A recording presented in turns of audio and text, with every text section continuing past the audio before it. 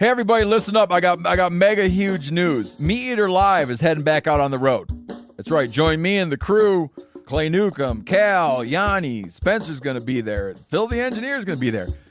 Meat Eater Live headed back out. Now, when you get every ticket, okay, every ticket you buy, you get a signed copy of our new Meat Eater Outdoor Cookbook. This tour is celebrating the release of the book. Buy a ticket, get a signed copy, Meat Eater Outdoor Cookbook, wild game recipes for the grill, smoker, camp stove, and campfire, which I'll point out is a $38 value. Here's where we're going to go. April 23rd, the Mesa Art Center in Mesa, Arizona. April 24, the Balboa Theater in San Diego. April 25, the Grove in Anaheim, California. April 27, the Crest Theater in Sacramento. April 29, the Union in Salt Lake City. April 30, the Egyptian in Boise. May 1, the Wilma Theater in Missoula. May 2, the Bing Crosby Theater in Spokane, Washington. May 4, Revolution Hall in Portland, Oregon. And May 5, the last day of the tour, Pantages Theater in Tacoma, Washington. For tickets and more information, visit the events page at themeateater.com. Hope to see you at the show. You're listening to the Sportsman's Nation Podcast Network, powered by Interstate Batteries. From your truck to your trail camera, Interstate Batteries has you covered. Visit your local Interstate Battery store today or online at interstatebatteries.com. Interstate Batteries, outrageously dependable.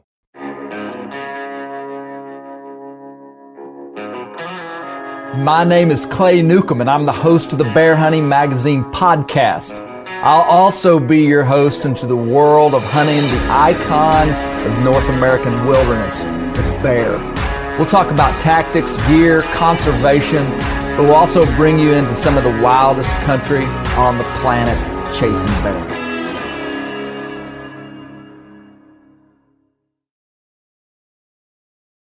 This is a very special episode of the Bear Hunting Magazine podcast that I doubt that I will ever be able to replicate with another guest. I had the opportunity to sit down with Ori Lee Provence of Crawford County, Arkansas. Ori is 91 years old. His name is Ora Lee Provence, but he goes by Ori. I got to sit down with Ori. I've known Ori for about 10 years or so.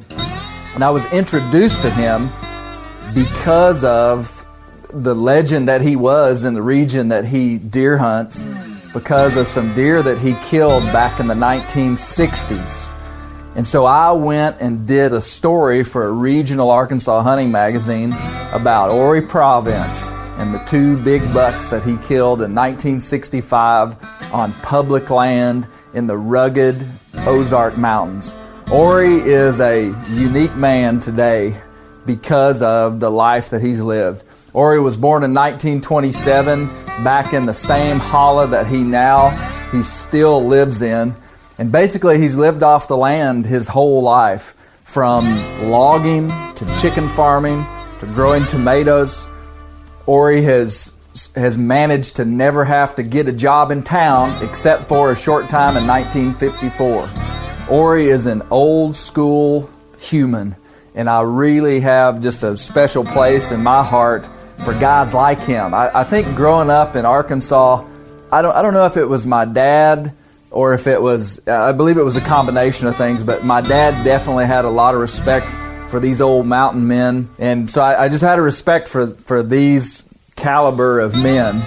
And so I went and just had a conversation with Ori that you're going to enjoy. I think the context will help you understand Ori. The Ozarks, anthropologists say, were culturally and geographically isolated until the 1970s, when infrastructure and technology really reached this rugged part of Arkansas. The Ozark Mountains are an uplifted plateau that basically cover an area that's probably, I don't know how many square miles it is, but probably 100 miles north and south by probably 300 miles east and west.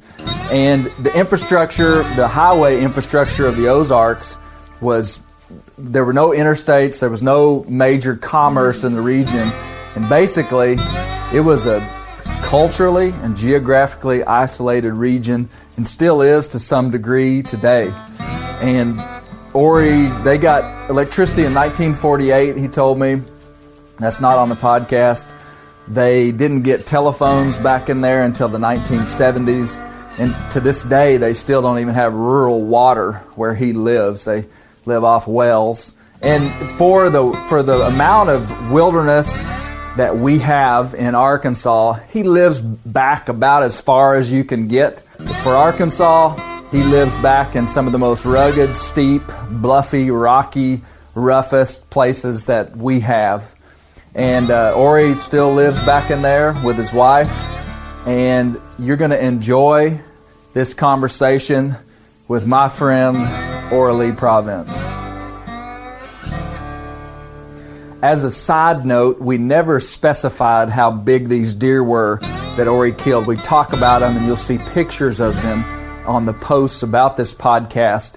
But the first deer that Ori killed scored 165 inches. I scored that deer myself. The second deer has double drop tines and scored 186 gross inches. So for the Ozarks, those are incredible deer if they were killed today. And in 1965, deer like that in this region of the country were basically unheard of. Guys, I'm going to do you a favor, and you can do me a favor. Check out a subscription to Bear Hunting Magazine at our website, bear-hunting.com, and use the promo code BHM5. That's BHM5 for $5 off a new subscription on checkout.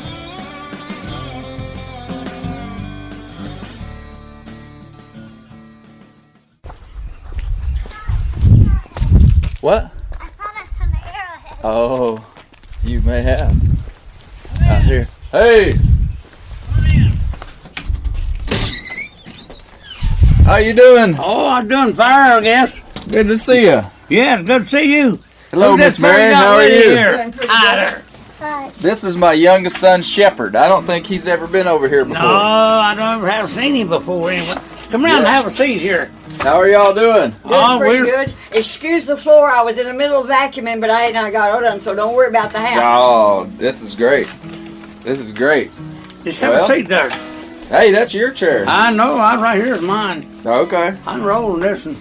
Well, do you know what a podcast is? A what? A podcast? Don't guess I do. So what I wanted to do today is just record a podcast, which all a podcast is it's like a radio show, but it's on the internet, and it's not live.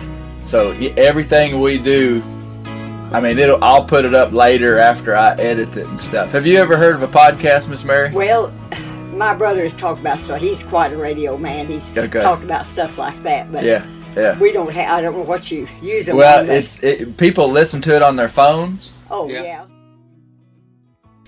No, I just wanted to kind of get a general kind of life story of you and kind of living out here in the Ozarks. Yeah. And also I wanted to talk to you about those big bucks that you killed back in, I guess, 1965. That's right. But kind of to hear too about some of your earliest memories of hunting and how hunting culture of this region, kind of how you grew up hunting and what you grew up doing. But I'll ask you kind of some specific questions that kind of lead you in, and then we'll just have a conversation. Yeah. Okay. But now, go ahead and tell me when you were born and kind of just about your childhood. You were talking to me about how your dad had chores set out for all the kids and what you had to do. So when were you born, and what was your childhood like?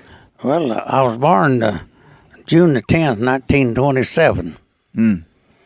And I grew up, and we moved from the mountain down to across the holler here where I live in 29. And then I went to school 2 weeks at Winfrey. Now, Yeah. where you were born right here close somewhere? I was born up on the mountain here about a mile and a half Okay. from where I'm at. So you weren't born in a hospital. No. They wasn't one of us 11 children born in the hospital. Not Yeah. one of 'em. And so you were born up here, and then We moved down here in 29. Then we moved back to the mountain. I went to school down here at Winfrey 2 weeks, and we went back to the old home place. That was my mother's dad's place. He homesteaded it from the United States government. And I've still got the deed. is that right? Yep. Now, what year did he homestead it? I can't recall right off, but Would have been in the mid 1800s, probably. it was in the 1800s sometime. Now, were your grandparents alive? Were they a part of your life as you were a kid? No, Okay. just my grandmother's all. Yeah. You know, part of, to me, when I think about, here it is 2019. You were born in 1927. So how old are you? Does that make you 91? I'm 91. I'll be 92 in June. Okay. So if you think of, thinking of someone that lived in the 1800s seems so long ago, but you knew people that were born in the 1800s. I mean, the mid 1800s. I mean, like your grandparents would have been born in the, I don't know when. I'm not too sure, but I believe my grandmother was born 18 and it was either 30-something or 50-something. Huh. So she was born maybe even in the in the 1850s. You can figure it out. She died in 1935, Okay. and she was 81 when she died. Okay. Yeah, so probably the 1850s. Yeah. Yeah. Wow. So you think about the changes in lifestyle and technology from when your grandmother, a woman that you knew, and to now. I mean, it's incredible. I mean, even the lifespan, I mean, there's no humans that have really, in the history of humanity, that really have experienced that kind of development in technology, Right. Incredible. But Yeah. so how many brothers and sisters did you have? I had 5 brothers and 5 sisters. So 11 kids. Right.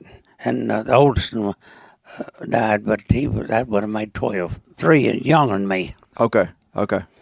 So you were towards the end there. Yeah, right. And now you told me your dad had chores set out for you guys that you had to do. Tell me about that. Well, when I was just a small like boy, I was about 9 years old or something like that. I always get up in the morning, build a fire, and had it going, and then I went and fed the team, and Mules. mules, yeah, and harnessed them, Yeah. and come back in 1936. I was 9 years old. 1936, we got our first radio. First radio. And I'd listen to the old Red Ricardo family and Bill Monroe and Charlie Monroe. They was together back then, Yeah. and some of them old singers way back there. Yeah. A bunch of them. That was a big deal listening to those old radio programs. They wasn't was good. They was good. it? Yeah. I like to listen to them yet. Yeah. Yeah. Now, what was your dad using the team of mules for? Well, we worked in timber. That's how we made her. Worked in timber. We worked in timber and farmed a little. Okay. We had 7 or 8, 10 cows. Yeah. Yeah. So he was hauling logs off the mountain with these mules. Oh yeah, right. Skidding them and everything. I'll be darned. Yep. So you grew up doing that. That's what I've done all of my life, just about it. Except later years, I was going chickens. Yeah. So why did they use mules rather than horses for doing that? Do you know? Well, there's more sure-footed, Yeah. and I don't know, but of course they use horses too, Right. but mostly mules. Yeah. Yeah. So your dad was a logger. I mean, back in these mountains right here. Yeah, making cross ties, hewing cross ties. Yeah. Yeah. I'll be darned. Now, where was the mill? Was it down where it is now? No, down the other side here. Okay. Yeah. So load up the cross ties on a wagon, or load up the just raw logs on a wagon. take them down to the mill? They done the saw logs that way, and they sawed fellers and spokes and all that stuff, that, of course, that goes in the wagon wheels, and a lot of them they sold to Springfield Wagon Company. Yeah. Yeah. I'll be darned. Yeah, and Now, when did y'all start getting more modern logging equipment? Like, you were a logger most of your life. Well, that was up in about 60.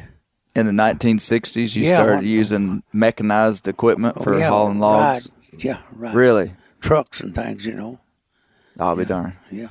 So you were using mules and horses and everything until the 1960s? I was scared of many a log with the horse and mules. Yeah.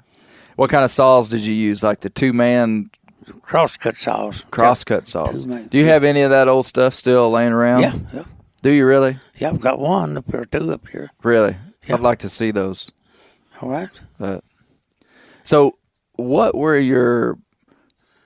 Well, give me just a little, like, kind of a bigger glimpse of your life. So, born in 1927, Dad was a logger, and you grew up you stepped right into the family business and just logged right with him. Yeah. And then, so you did that until when, and what other kind of occupations did you have? Well, my dad died in 44, but okay. In 41, while the World War II broke out, and my brothers, three of them went in service. Okay. And I was the oldest one left at home. Okay. I took care of my mother and my nephew and two sisters and a brother. Yep. So you were just a few years too young to be drafted into the war. I was. I was. When my dad died, I was 16. Okay. And when I become 18, the day I was 18, the day after I was 18, my birthday come on Sunday that year. On Monday, I registered, and I went down and passed the examination. 8th day of July, I got my call for examination, went down and passed, and 8th day of August, I got my call for service. And a minister's out here, and I had a big tomato crop out, about 10 acres of tomatoes, and me and the family did. We had to have something to live on. And but anyway, while there's a minister out there, he said this boy needs to take care of his mother and these children. And so he wrote, I got deferred until October the 15th. And in other words, so the crop was over. Yeah. Then I still got my 1A classification, but the war was over at that time. Oh, wow. So you just barely missed it. I just barely missed it. it. So what year would that have been? 1944? Well, let's see. It'd been about 47. Well, I can't do the math. 47, I believe, or something. Okay, like that. Okay, 40. That would have been when World War II was 47 over. or 8, somewhere along there. Yeah. I'll be darned. 46. It's over in 46, the war was. Wow. So you would have gone if the war would have... Oh, yeah. Yeah, the boys that I went to school with, some of them, they was in there. They went to Germany. Yeah. Yeah. I'll be darned. Yep. Wow.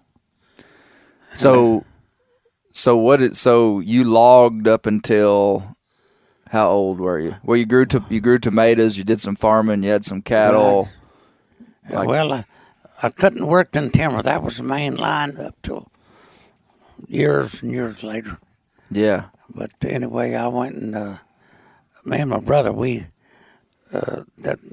never did have to go to war, and but me and him went and cut timber and logged it. I hauled it on a wagon. Yeah. And he skidded it out, and I went and hauled it. And dumped it off at the mill.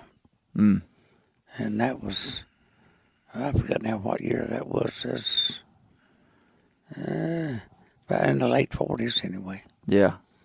Now, the Great Depression, you were just a kid during the Great... Now, these hills weren't really... I mean, they were affected by the Great Depression, but people were already poor. Yeah. I mean, there wasn't much you could do to somebody that was just living off the land, basically, when it comes to economic stress. Is that right? That's right, yeah. But we lived off the land. Yeah. In 1936, that was a dry year, Okay. And we had a tomato crop, and we hauled water and set them out. And they got up, and just the blooming and everything turned off dry. We never got a tomato. In 1936. Wow. And That was hard to take. yeah. But anyway, I remember that well too. Yeah. Yeah. But we worked in a timber, and the people back then they finally got where they brought out food stamps and things, but we never got any. My dad just wouldn't have nothing to do with that. Really? Just by principle. That's He right. didn't need any But help. we made it. We made it without it. We worked in timber and made it. Yeah. What would have been a normal meal for your family back then when you were a kid? Oh, had plenty to eat. Yeah. Had plenty to eat. Yeah. We had anything that's Yeah. about. We I guess you canned- raised hogs and we had canned hogs. vegetables. Yeah. Had a garden. I know you still have a garden, don't you? Well, yeah. Or Yeah. yeah. Yeah. Yeah. We made it fine. Wow. Done good. Yeah. I had about 30 swarms of bees back during the war while you couldn't get sugar. Food is all rationed. You couldn't buy nothing. Everybody's out of sugar, and I had bees, and we got you could get a permit to feed the bees, because Yeah. they used the honey some way or another in guns, Is that right? powder, yeah. I don't know just what, but that's what I heard. Huh. Anyway. But, So you were selling honey. Well, I didn't sell it, but we eat it. Okay. You just had it. Yeah, we had it, and we got plenty of sugar to feed the bees, and so we didn't have to run out of sugar. A lot of people never had no sugar, flour, anything. They couldn't give just so much. Huh. You couldn't buy a truck tire or nothing. Really? Not a pair of shoes, hardly. Wow. Yeah. So now what year did you get married? 49. Okay. Okay. Now, what was the story? I remember with Miss Mary, she was from the town. She was from in town. Is that right? Right, yeah. And so she didn't understand what it was like to be married to a country boy like you. Is that right? Tell me the story about do you remember? I remember writing it about you that you went deer hunting. You told her when y'all were dating, I guess. Yeah. Do you remember that? Yeah. Tell me that story. Well, I went when deer season opened. Well, I always go deer hunting, And of course, I left her out of the picture. I just went ahead and hunted. But after I killed a deer, when I got my deer, I called her, and so that's kind of the way that went. But you wondered why he never called you. Is that right? A week. So you thought maybe something was up, but he was just hunting. Yeah. Yeah. I'd walk 20, 25 miles a day. Wow. Hunting on bluffs. I hunted bluffs and roughest places it was. Yeah. So tell me, now I want to start talking to you about hunting. What are your earliest memories of hunting? I mean, did you hunt when you were a little kid? Did your dad? Oh, yeah. Man, my brother liked during the war, Why, there wasn't no money much. Cross ties are selling 25 and 30 and 35 cents a piece. And you just couldn't make much in the timber. So when the season opened, we'd go hunting. We'd make more hunting, catching possums and coons, and we'd even skin a skunk. Anything that we could get $1 out of. Selling the hides. Selling the hides, yeah. Oh. Yeah. So you had tree dogs. Oh, yeah, right, yeah. We had, Yeah. What kind of dogs did you have? Do you remember? Well, there's hounds mostly. Yeah. So you were making money selling hides back during that time. Well, making more than you could make at the sawmill. Right. I'll be darned. Yep. You know, I've actually mentioned that on this podcast before because we've got coon dogs, and part of the reason a coon dog is so culturally iconic is because of there was a time when you could make more money if you had a good hound than you could at a day's work. Yep. I mean, yep. I'll be darned. Yep. So you did that as a kid. Now there weren't many deer though back when you were a kid. No deer at all. None at all. No, hardly ever. I never seen a deer till I was 16. Okay. I never saw a deer till I was 16. Wow. And no bears. No, I didn't. Back in those days, there weren't many bears around. Well, here. there's a few around earlier than my time. Right. Yeah. Yeah. But I got my license. I think I still got my tag where I bought my first license. Is that right? You still got it? I've got one of the early ones. Yeah. What year would it have been? 1916. No, 1916. Okay. Yeah. Now that. Not 1916. Yeah. Born in 1927. I mean, 40. it'd be 40. Yeah, 16 had been 43. Okay, you were 16 years old. Yeah. 1943. Okay, Yeah, that right. makes sense. Yeah. So you started. When did you kill your first deer? Do you remember? Well, I was 17 when I killed my first. Okay, so in the 40s. Yeah. And then you started. So, how would you describe these mountains, Mr. Ori? There's people listening to this that have never been to Arkansas. They might even think Arkansas is a flat place. Yeah. How would you describe these mountains? Well, they're rough, Yeah. Yeah. but they're beautiful, Yeah. and I've never been nowhere else. Yeah. Far westest I've been is Shamrock, Texas, and far south has been down around Warren, Arkansas, and far north has been is Kansas City. Okay. Yeah. Yeah.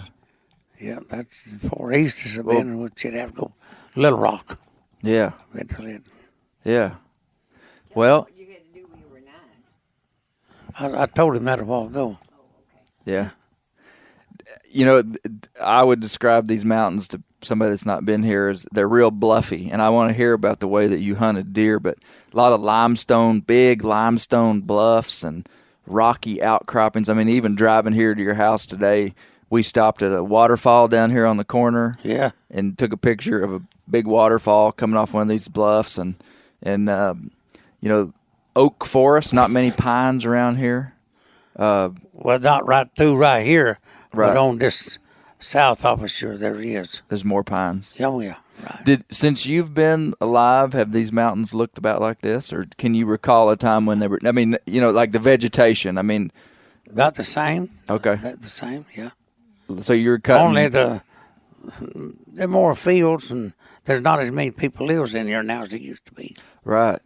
Yeah, there used to be a lot of homesteads in this national forest. Oh, yeah. I mean, you're touching national forest here, aren't you? Right, yeah. Your property here. Yeah. Yeah. Yeah.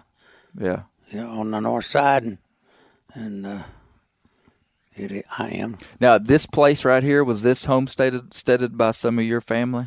No, I bought this from a fellow from Shawnee, Oklahoma. Okay. So you bought this, but your family homesteaded up on the mountain. Right, yeah. Yeah. Okay. Yeah. So you killed your first deer when you were 17 in the mid 40s. Yeah. And then describe to me kind of how you how you started hunting these deer. Well, ever since I was just a little boy, 9 years old, when I was 9 years old, we lived up here on the mountain. And it's about 2 miles to where my aunt lived down here. She raised my dad and my uncle and 2 uncles. And she raised them. But her husband died in 1928. And but anyway, my dad took care of her. And so every Sunday night, I'd come down it's about 2 miles, a little over, down to her and spend the night with her. when I was 9 years old. And I'd go back to the mountain then the next morning. And then Monday morning I had to go to Bedford School, which I'd be walking better than 6 miles. And but anyway, I'd done that for 4 years. Till I was 13. She died in 1940. Oh, okay. 11th of May, 1940. I remember it well. Wow. Yeah. Yeah. And so did you learn to hunt during that time? Because that was what I'd ask you. Is like, how were you? My dad had sent me down when one of my brothers was 14. Well, he bought him a 22, and I knew 22 single shot 22. And anyway, we all used it. And but anyway, I was just a little boy, and they'd send me down here to check things down here, and they'd let me take a gun with me. So you'd hunt all the way? I'd go down there and I'd kill squirrel when I was just with his oldest boy. Yeah. I had a gun with me, killed squirrel. Yeah, yeah. And then you started deer hunting these bluffs. You know, the story I wrote about you. It wasn't just bluffs, it was everywhere just about. Yeah, yeah, yeah. Of course, they had a game refuge over here they had, and it stayed. We had to hunt around it, but you couldn't hunt there. You they were couldn't. trying to reintroduce deer. That's right. In the 40s. Right. So they brought in some deer. Oh, yeah, they brought them in, and they was getting where they kind of scattered out, then they opened the season on it. Yeah, yeah. Yeah. But you, so I remember the story that I wrote about you years ago. I called it The Bluff Hunter. Yeah. I titled it that. Yeah. Because you used to like to stay on the top of these bluffs, and you can kind of look down and see these flats. Yeah. And that's where these deer would be. But if you were up on the bluff, you'd kind of be hid from them. Is that right? Right. They can't smell you. You're above them, and they don't. Yeah.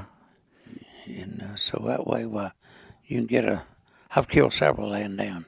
Okay, so you would just creep along the top of the bluff, and you'd see them bedded. Yeah, right. I'll be darned. Now, I remember you used to throw rocks off a bluff, too, sometimes? Yeah, sometimes you'd wake them up. If you couldn't see, you'd throw something down there to kind of make a noise. So they was wondering what it was, and maybe it didn't move to where you could see them, if there's any there. Yeah.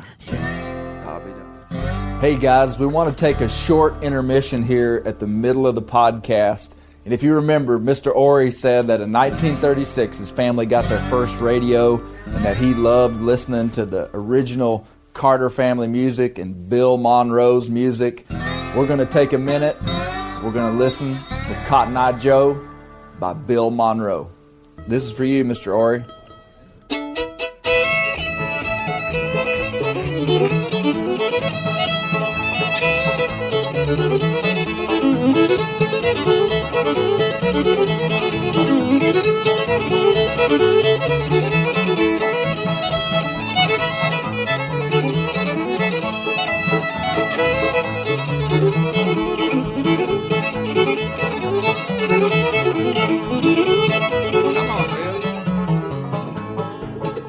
I'd have been married 40 years ago if I hadn't been knock-kneed Cotton Eye Joe. Where did you come from? Where did you go? Where did you come from, Cotton Eye Joe? Where did you come from? Where did you go? Where did you come from, Cotton Eye Joe? Now play.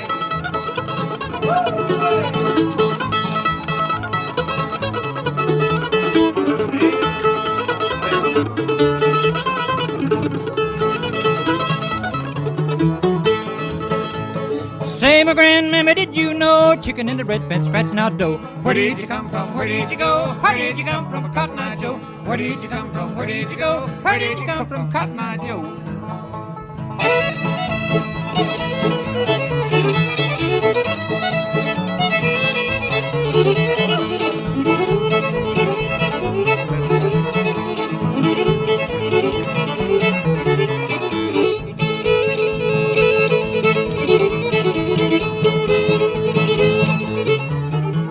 Cornstalk fiddle and a shoestring bow, play a little tune called Cotton Eye Joe. Where did you come from? Where did you go? Where did you come from, Cotton Eye Joe? Where did you come from? Where did you go? Where did you come from, Cotton Eye Joe?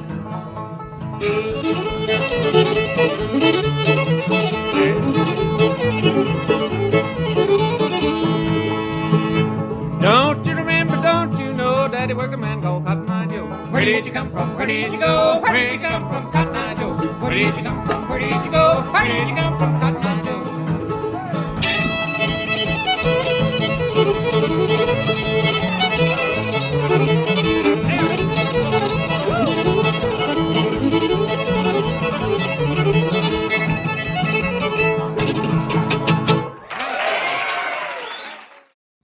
Even if you don't like bluegrass music, surely you enjoyed that in this context. Hey, we're going to jump back into the episode, and Mr. Ory's going to tell us about the big bucks that he killed in 1965. In 1965, you killed 2 just big old deer, tremendous deer, non-typical deer. Yeah, right. Do you recall the exact scenario of how you killed those deer? Yeah. Tell us that story. Well, I was, me and my boy, he was 14 years old, and we went across Hurricane Creek over here and across on towards Rattlesnake Gap and down a point and got down on the end of the point. Well, I left him on top of the hill, and I said, I'm going down yonder where them pines at and all them bluffs are at, and see if I can jump up something. And I was going climbing over a bluff, and I scared 4 deer out of a bed down below me, you know. Mm-hmm. They run off.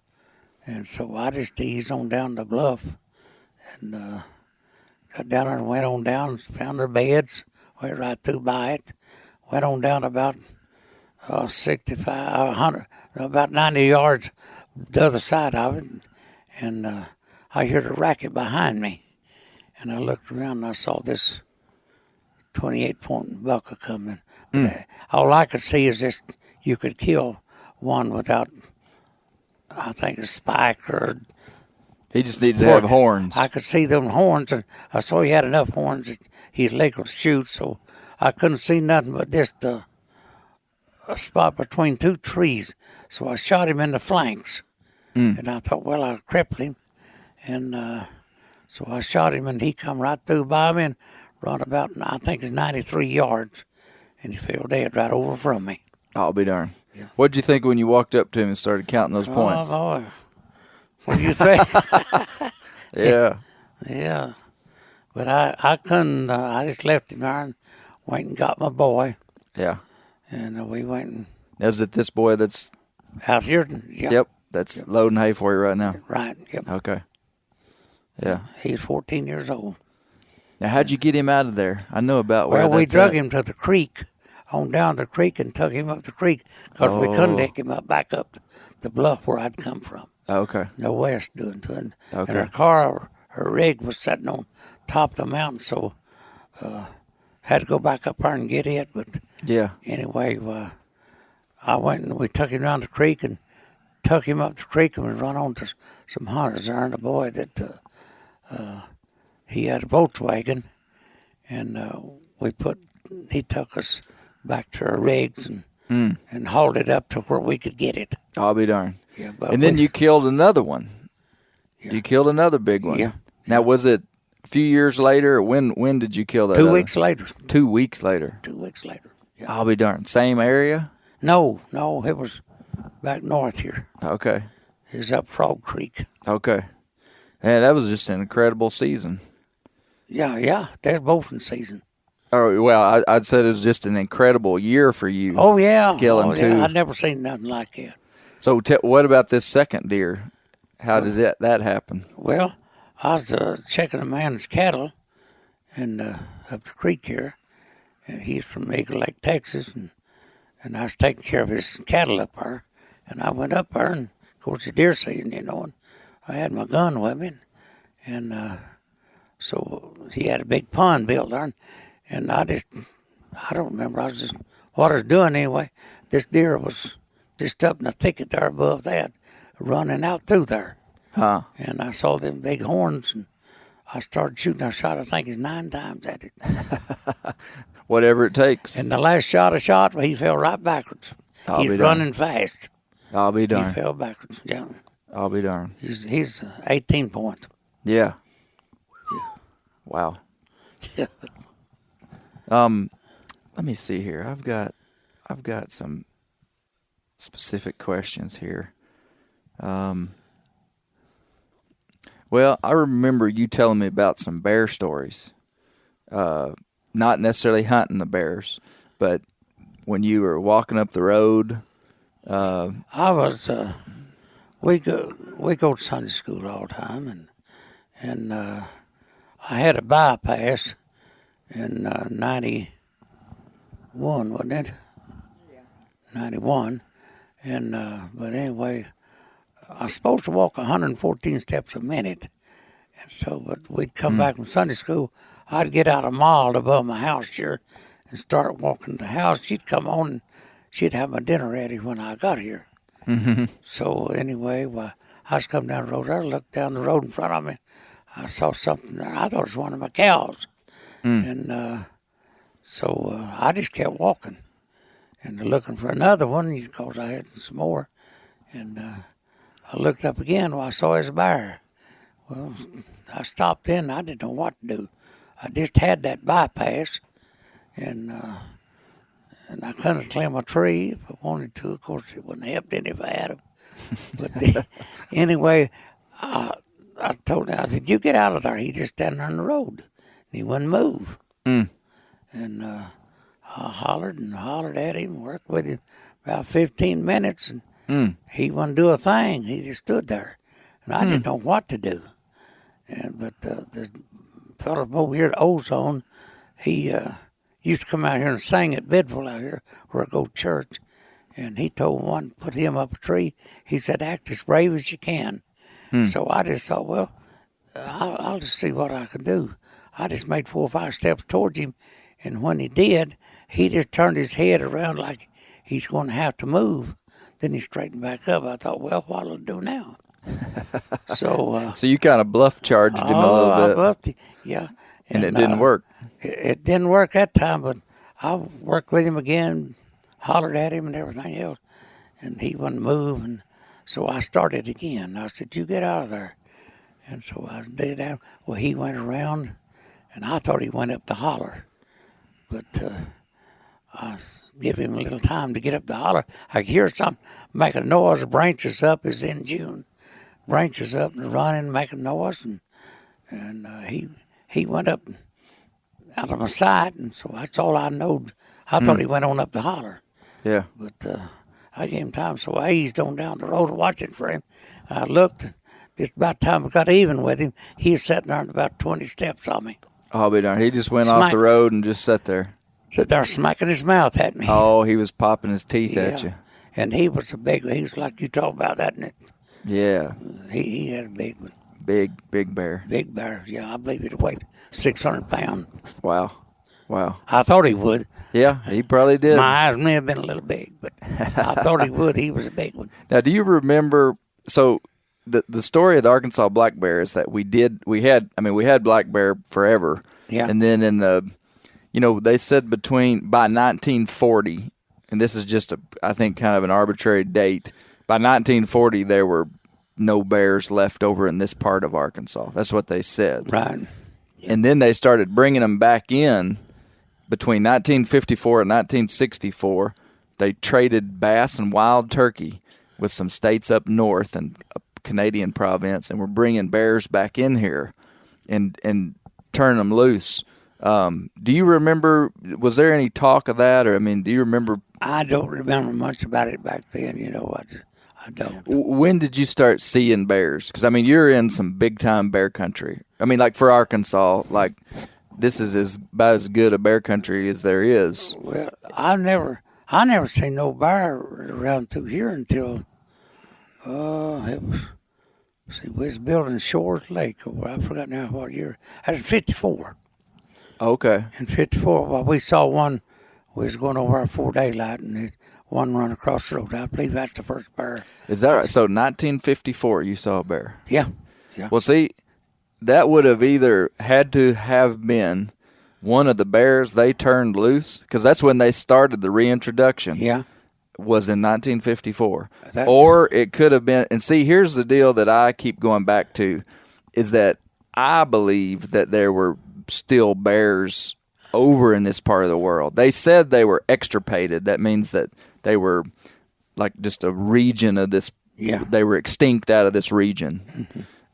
Because my wife's grandfather, he lived down in the Ouachitas, down around Mena. Yeah. And in the 1930s, he killed a bear with a rock.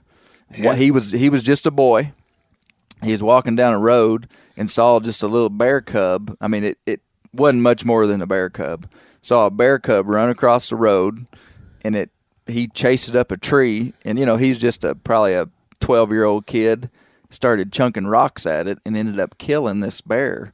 And he was petrified that he had broken the law, And but there weren't supposed to be any bears in that part of the world in the 1930s.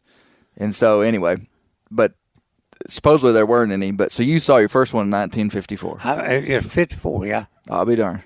You remember dates really well, don't you? Yeah. Yeah. Yeah, I can remember about anything I ever could. Yeah. Well, that's good for 91. That's real good. Yeah. I can hear good, too. Yeah. And see good. Well, you're doing good then. Yeah. I'll be darned. I got a troubled old hip. Troubled hip. Yeah. From climbing all those bluffs, I guess. Too many steps. Too many steps. Well, so you saw a bear in 54. Yeah. And then would you say that bear activity has increased around here over the years? It has. Since that time, yeah. Yeah. Slow, but it's increased. We didn't have any back in here, around where I'm at here, until the last 6, 7, 8 years. Okay. I never seen any back in here. Yeah. And you're what you're describing is, you're kind of like you've got cleared land and kind of farm country here. Yeah.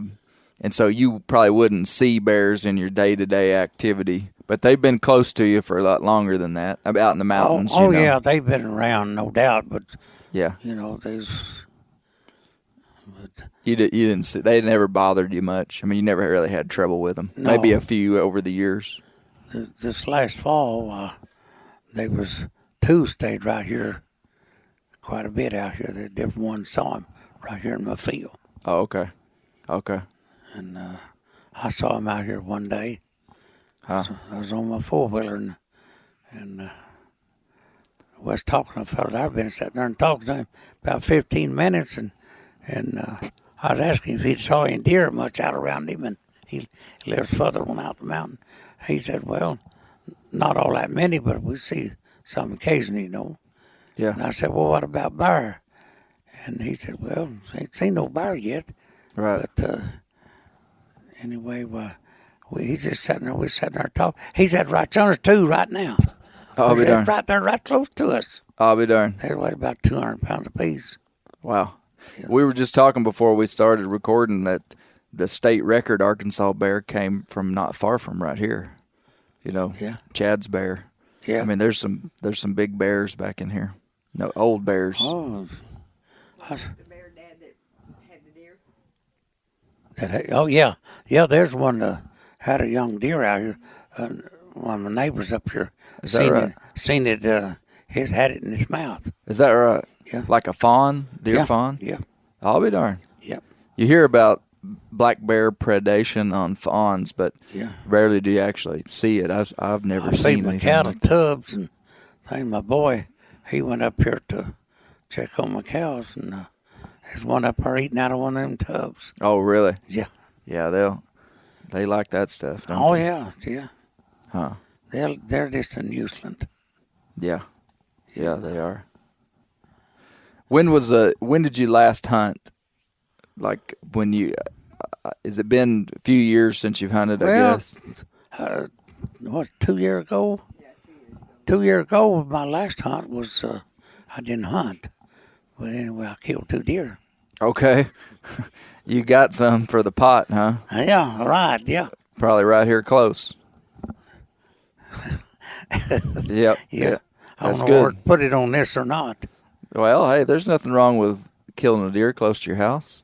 Yeah, but I don't know where it's at. Well, that's good. It wasn't on the road. Right. It wasn't on the road.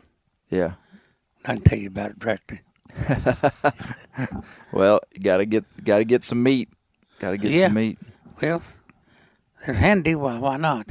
Yeah. Now, Miss Mary, do you like cooking deer meat? I love deer meat. Yeah. I'll take it over bear. Let me. I'd like to talk to you for a minute on this microphone. Do you have some? Let me get you set up. Is that okay? Yeah. Let me see here. Yeah, just put that on. You should be able to hear just fine. There we go. There you go. Can you hear me? Can you hear me good? Yeah. Okay. So you like cooking deer meat? I love deer meat, and I love cooking it because we love deer meat. Yeah. And but now like deer roast, it does have a smell. When you're roasting it, But right. I learned that you could put green peppers or onions, something else with it, and when somebody walks in, they'll smell the pepper cooking, and it kind of camouflages this. Because after the deer is cooked, they don't have that. We never have had a deer that had a real wild taste. Yeah. I mean, we like it, Yeah. What's your favorite way to cook deer meat? Well, I prefer the steak myself, and he likes the hamburger. Of course, I'm getting more to hamburger because you can make chili, meatloaf. There's so many things you can make with ground meat that you can't do with steak. But I like steak too. Now, how do you cook your steak? Like on a grill, or? I always beat it to make it real tender. Tenderize it, and then I dip it in flour. And then an egg and milk. Mm-hmm. Egg with milk mixed in it, and then back in the flour. Okay, double batter it. Mm-hmm. Yes. And then fry it until it's crisp and, and if it's a young deer, you can cook it in about 5 minutes on each side. But you have to really watch it because if it's not tender, it's the toughest stuff. It'll be tough. I have cooked roast before, and it'd be too tough, and he'd say, I can't eat it. I just turn around and put it back in my pressure cooker. Yeah. And cook it a little longer, and then it would because I like meat to just, might say, fall off the bone, and if it does, then it's tender. Now, how thick do you cut your steaks? We always cut our own. Well, we have had some dressed out, but he usually cuts his own steak, and I don't like it cut about not more than really 1/4 inch thick, which isn't very thick, but I like it because I want it tender, and I get more steak. Yeah. If you cut, now a lot of people like them 1 inch thick or something like that, but I don't because it's too tough. But I beat it anyway because it makes it more tender. Right. And of course, if you take a piece of meat, when you beat it, it makes it get a little bigger. And you could even take chicken breast and do that. His daughter told me that secret. You can take a chicken breast and beat it, and it'll make it a lot bigger, and it's thinner, and it'll cook quicker. Yeah. And so if I've got time, I like to do that to chicken breast. Anything that you have, if you beat it, it will tenderize it. Now, do you ever cook any other kind of wild game? Yeah, I have cooked some bear meat before. Okay. And that is really wild tasting. Okay, you weren't too impressed with the bear meat, huh? And no, I didn't care. And I'll tell you this, because my brother, he didn't know it. But they come up here, and he had a son that loved hog meat. And I fried hog meat. He'd beg me. He said, Aunt Mary, please cook me. And his daddy would get on to him, his mama too. I said, that's fine. I'd rather cook what he likes. I'd cook one day they was coming. So I cooked some deer steak. I put it on one end of the platter, and I cooked some of this hog meat. What do you call it? The shoulder meat. It's fried meat. He loved it. Yeah. I've cooked a lot of that. And I cooked some bear meat and put down here. And, of course, they didn't know that I had bear. And you know what they cleaned up first of all? The bear. The bear. I'll be darned. And they still, he to this day don't know that he ate bear meat. He wouldn't believe me if I told him today. This wasn't too long back. They killed a bear, and her son-in-law barbecued it. And I'll have to say that you wouldn't know it was bear meat if you wasn't told it was bear meat. Right. Because with that barbecue sauce on it, it changed the taste entirely. And we all stopped by after church one Sunday night and had sandwiches out of that barbecued bear meat. And it was good. It was good. And we every Christmas, my family, my mother's family, no, my dad's family would get together, and one of my cousins would take a deer and he'd cook just a young deer and put it on like a smoker and smoke the whole thing. Yeah. And bring that to our dinner. Now, it was good meat, smoked. I wish I had a smoker, but I'd probably burn it up trying to smoke it. But it would be good. I mean, smoked meat is really good. Yes. And deer meat would be really good smoked if you knew the technique, for doing it. And a lot of people makes deer jerky out of it, But I may, if he ever kills another one, I may try just a little bit. I've got one of them dehydrators. Yeah. Now, did you have a big garden, Miss Mary? Were you the gardener? I remember No. last time I was here. You probably don't remember it, but you were cooking sweet corn. Yeah. And you sent me home with a cooked ear of sweet corn. Me and my daughter. I remember that. You had it in foil. You were cooking it somehow. But do you have a garden out here usually? Oh, yeah. Okay. So you raised some corn. Yeah. Yeah. And we put it, in fact, we practically done the whole patch in one day because he didn't know it was ready. And he went down there and said, I hate to tell you, this was Saturday, wasn't it? And I said, you can't be telling me. He said, well, it's ready. He said, I'm afraid it won't keep till Monday. I said, well, we'll just have to stay up tonight and get it cooked out. So we cooked it out, and I lined it out on my table to cool and left it out all night under fans for it to cool out. And I got up real early the next morning and wrapped it all up in tinfoil so we could put it away. Oh, so you cook it and then freeze it in tinfoil? And I then cook how do it- you reheat it? I cook it for 5 minutes when it gets to a boil. I let my water get to a boil, and I put the corn in. And when it's boiling real good, I time it for 5 minutes. I take it out, run it through just tap water to kind of chill it. Yeah. And then I put it in ice water and leave it till it kind of chills down. Then I put it out to drain. And then I just stack it out on the table and let it lay it there dry. till it gets cold enough Yeah. that I know it's not, the cob. Because it'll be cold out here, but if you're not careful, the cob will still be hot. Okay. And then it will spoil. So you have to. So that's the reason I put it on fans. What we used to when I had a coffee table in here, I'd put a sheet on the coffee table. We'd turn the air conditioner on and put the corn all on the table here, and it'd cool out just fine. And then then you'd freeze it, and then you'd pull it out of the freezer and just heat it up, Yeah, I'd just take it out, put it back and in just water, eat it and just boil like it. corn on the cob. Yeah. Okay. So you didn't even have to cook it. You just kind of had to heat it up. Had some last night for supper. I'll be darned.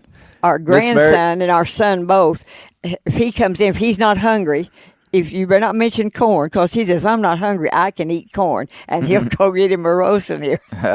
He said, don't name corn because I don't need it, but he want to have a roast in here. But everybody loves. And we had a boy here one time, my daughter was telling him, said, can you eat corn on the cob? Yeah. She got in an argument with him. She said, no, you can't eat corn on the cob. I know I can. I'll have Mama to cook some. You're going to show me you can eat corn on the cob. He ate that corn. She said, you didn't eat that corn on the cob. I did do it. She said, you did not. You ate the corn off that cob. And he got so mad because he saw she had him over a barrel. But he can eat corn on the cob. I'm going to remember that one. Miss Mary, do you have any good stories about Mr. Ori and his hunting or anything that he hadn't said? Well, I remember. Not to embarrass him. I remember one time we had two of the grandchildren here, and I got up early because he gets up early if he goes hunting, and I got up early and got him off hunting. And it wasn't, in fact, I don't think we hadn't even got up yet. And he come in, he said, y'all got to get ready, you've got to go help me. And I thought, oh, no, he's got a deer. And so we took the four-wheeler, took the two grandkids, and down in the holler we went. He wanted us to find it, see it. And we got down there, and then we had to load that on the four-wheeler. And those grandkids had a blast. They got to help Grandpa bring him in a deer. And then we brought that deer up here, and I remember that was a real exciting time. And then we had another grandson up here. He'd went up here to check his cows, and luckily he found a deer. So he come home and said, y'all's got to go help me. Well, I knew immediately what he had done. So we took this little feller up there, and we went up in the woods. He wanted him to find it. He kind of pointed it to me where it was at. He wanted to see if he could find it. He kept telling him, said, Ethan, look around. Said, that deer's got to be here somewhere. And, of course, he knew all the time where it was. And you ought to saw that little feller helping us drag that out. He thought he was really doing something. We put him in front, and me and him was behind, kind of dragging it. But he really was helping get that deer out of the woods. That's a lot of fun. Now, Miss Mary, how old are you? Do you mind me asking you that? I'm 79. Okay. Approaching 80. Will be next month. Okay. His daughter and I have the same birthday. Oh, okay.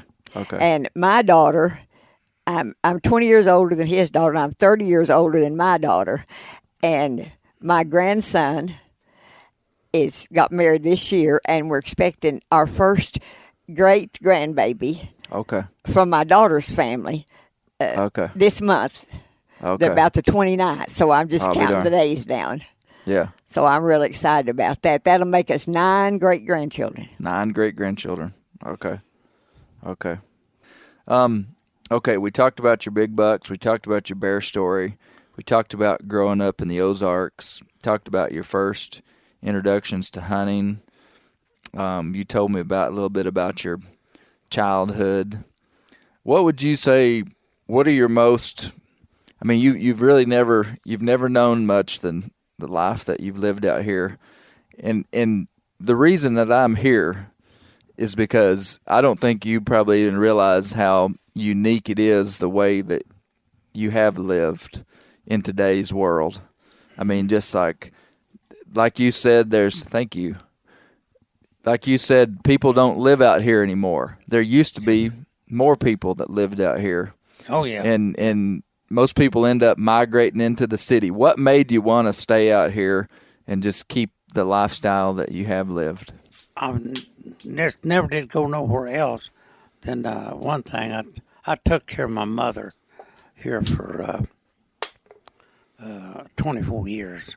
Okay, so she was up here. She was here with me for 24 years, and her home was right up here. She's raised, and she never hardly been nowhere else.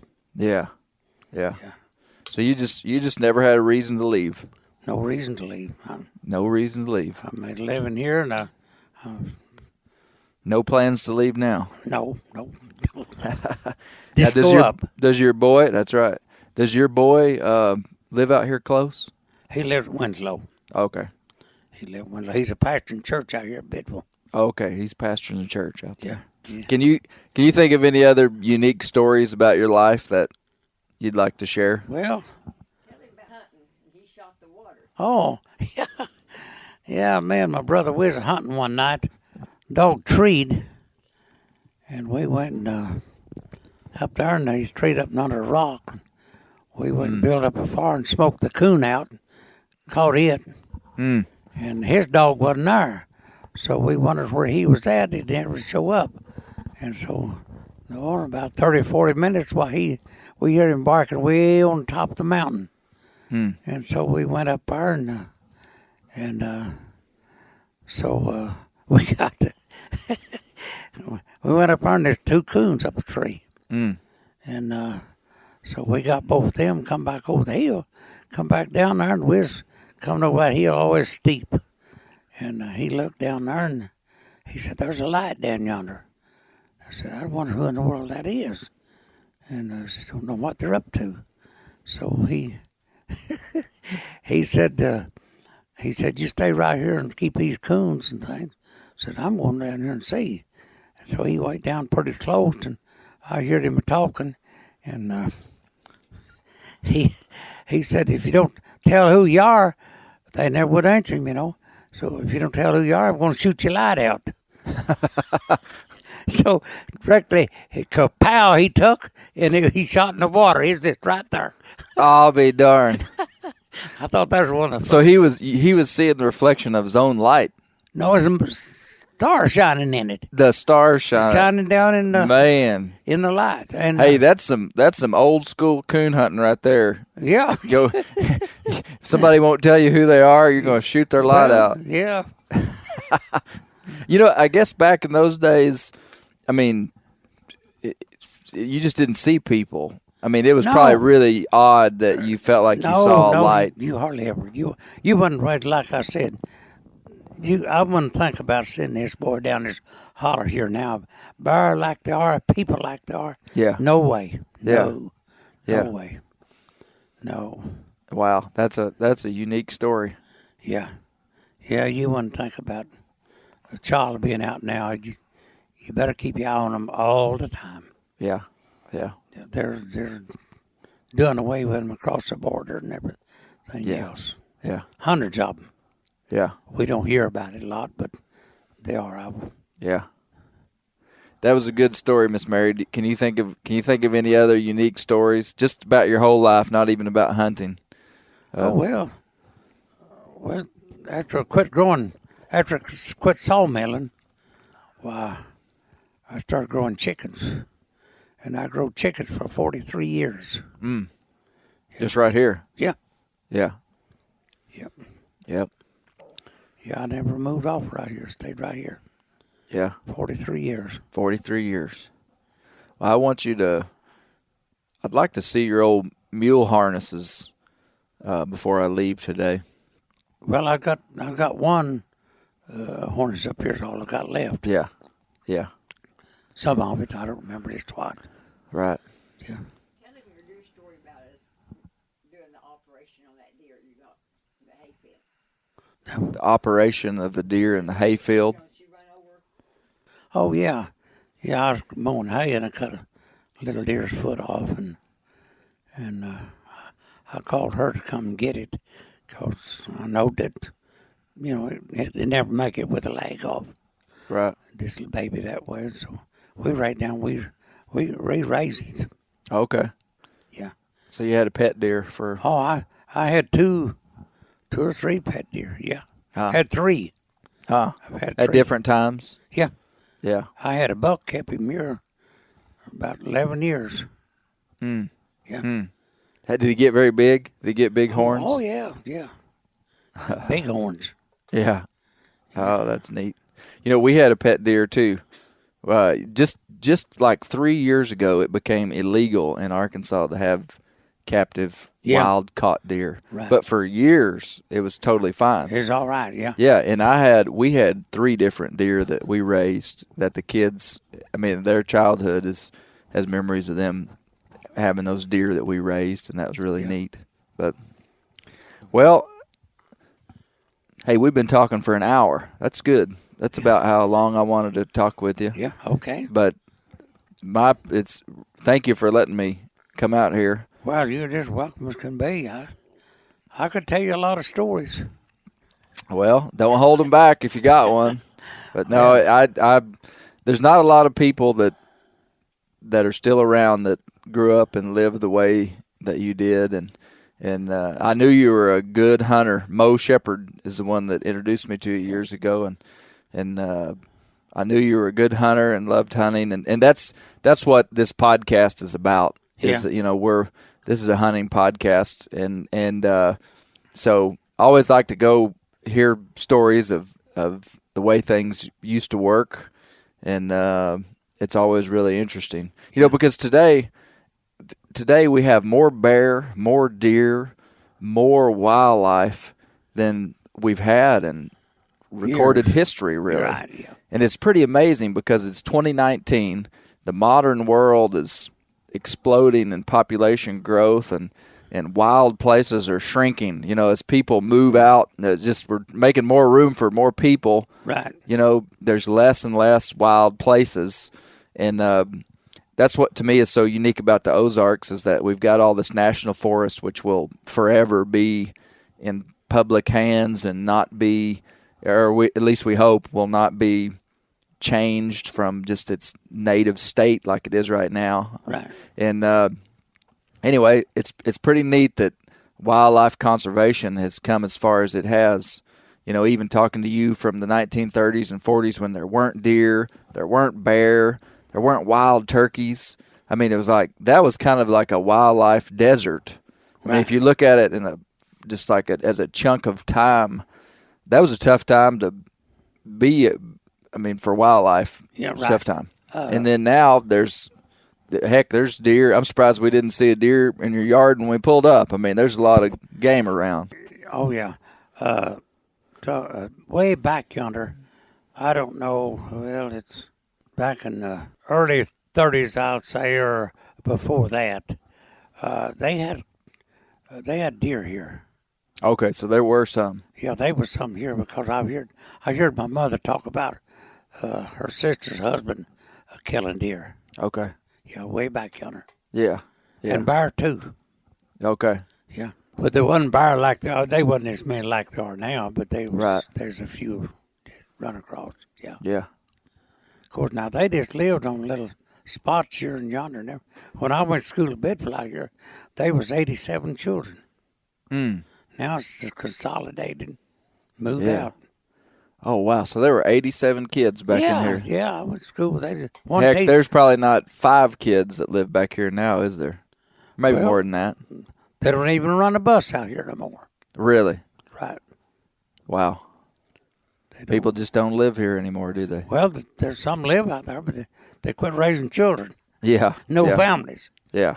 But everybody back then had good big families. Yeah. But there's now your closest, like, where do you do your shopping? You go into Fayetteville and West Fork? Yeah, Fayetteville, West Fork, and Mountainburg. Okay. So you're about 30, 40 minutes. How far a drive? Here to West Fork, about 40 minutes. About 40 minutes. Yeah.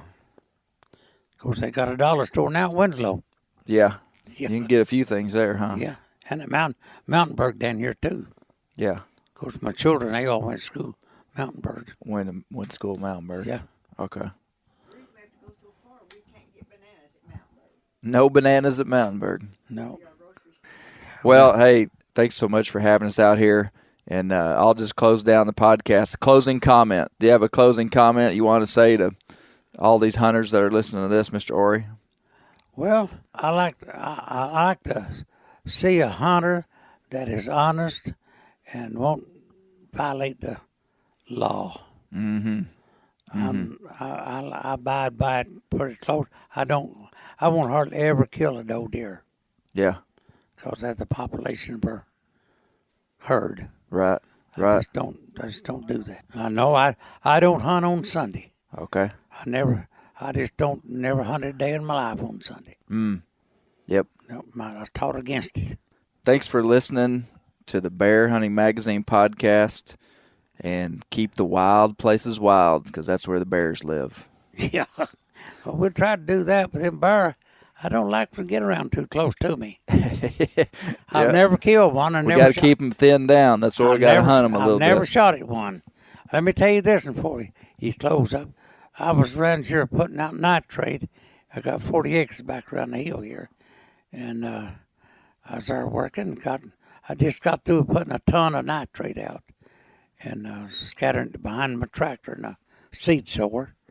And I was shaking the last 3 sacks out to pour in my spreader. And I looked down the lower side of the field and I saw a big old scimitar something down there. I thought it was one of my neighbor's bulls. Right. Scimitar bull. Yeah. Yeah. And I got looking at it, and no, it ain't either. And I got looking, there's a bear, a big old scimitar bear. And I believe it weighed 650, 700 pounds. Wow. He was a monster. And he stood way up high as this ceiling here. He was a big one. But he sat there, or stand there, and he'd take that paw, I got to watch it, and eating that hop clover. I'll be darned. I didn't know it to do that. Yeah. But they do that. I'll be darned. But I was starting about 40 yards of him. He just Big come one. right. Big red colored cinnamon bear. Yeah. Yeah, that's 91, I guess it was. 91. When that was, yeah. I'll be darned. But he was a big one. I don't know anybody ever killed him or not. I just don't know. They live about 30 years, or older. Yeah. They can live a long time. Yeah. A lot longer than a deer. Yeah. I sure appreciate you coming down and talking to me. And My pleasure. Maybe somebody will get a kick out of this old country boy. I think they will. Yeah. I think they will. Sweet cherry Great. coming for to carry me home. Sweet low, sweet chariots coming for to carry me home.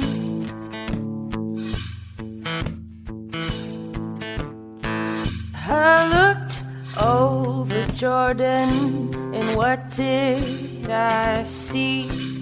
Coming for to carry me home. A band of angels are coming after me, coming for to carry me home. Swing low, sweet chariot, coming for to carry me home. Sweet low, sweet chariot, coming for to carry me home. If you get there before I do, coming for to carry me home. To all my friends I'm coming to, coming for to carry me home. Swing low, sweet chariot, coming for to carry me home. Sweet low, sweet chariot, coming for to carry me home. Sweet low, sweet chariot, coming for to carry me home. Oh, yeah.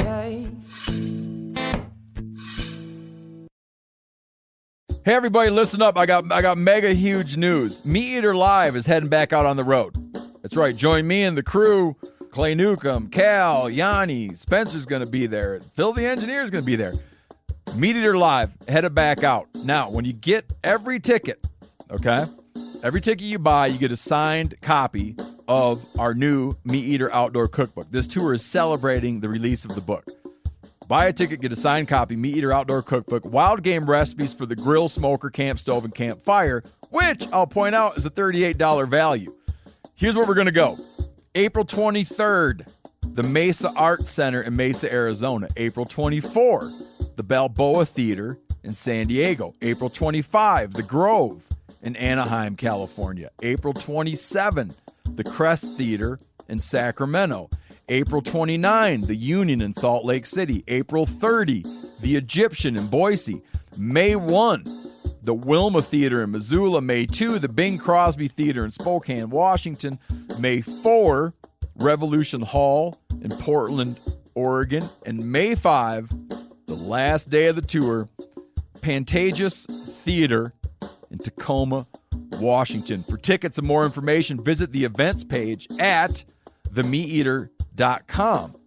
Hope to see you at the show.